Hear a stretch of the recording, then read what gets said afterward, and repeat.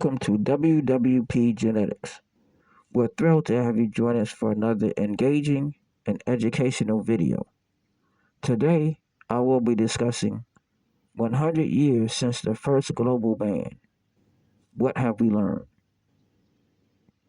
In 2025, the world reaches a century since the first international ban, a milestone that reminds us how much history can be forgotten, written, or misunderstood. In the early 20th century, cannabis was widely grown and used for medicine, textiles, spiritual practices, and recreational use across many cultures, from India and the Middle East to Africa and the Americas. It was a part of everyday life.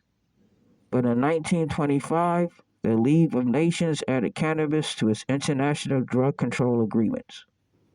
This marked the first time the plant was targeted on a global scale, despite the widespread traditional uses and cultural significance. The decision reflected political pressures, colonial interests, and racial biases. This was regarded over the use for genuine public health concerns. In 1925, at the Second International Opium Convention held in Geneva, a new global agreement was reached, not just on opium or coca, but also on cannabis, referred to at that time as Indian hemp. It marked the first time cannabis was banned on an international level. Cannabis wasn't even the focus of the original convention. It was added due to pressure from Egypt and South Africa, who claimed it caused insanity, laziness, and social decay. These claims, of course, lack scientific basis. Before Prohibition, cannabis was medicine. In India, it was sacred. In China, it was prescribed. In Africa, it was ceremonial. For 99% of human history, cannabis was neither prohibited nor problematic. The 1925 ban wasn't legally binding. It only regulated export and trade of cannabis resin, but it triggered a domino effect of national bans. By the 1930s, nations like the United States would take prohibition to the next level, with devastating consequences for millions. From Africa to Asia, prohibition became policy.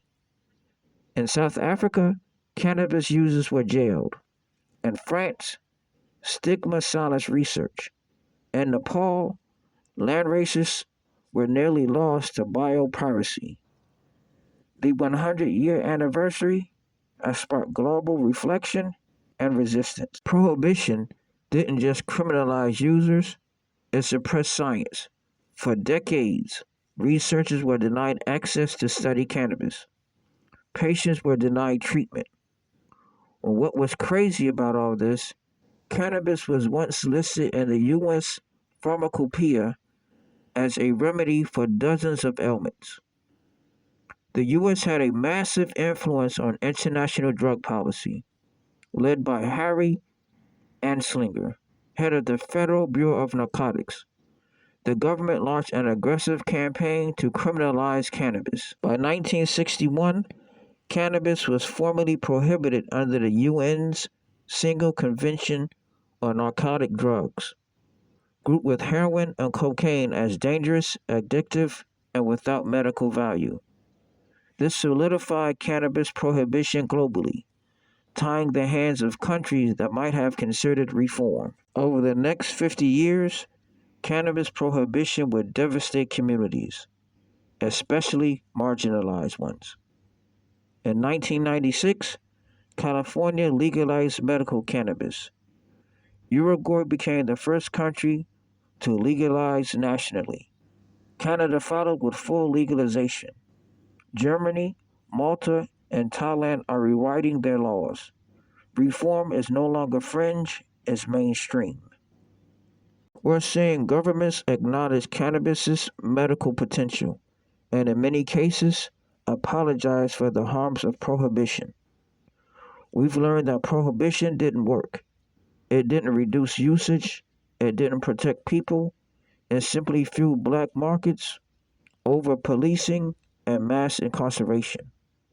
As we mark 100 years since the first global cannabis ban, the question isn't whether cannabis will be accepted, it's how it will be accepted. Will we repair the damage? Will we protect indigenous knowledge? Will we build a future rooted in justice and science? The good news is it's been 100 years since the world first banned cannabis, and we're seeing a new era emerge, where cannabis is not just tolerated, but embraced as a tool for healing, justice, and economic opportunities. Drop a comment on what you think the next 100 years will look like. We hope you found today's video educational. Don't forget to subscribe, like, comment, and share to stay updated on our latest content. For more exciting insights, be sure to check out our brother channel at WWP Logistics. See you in the next video.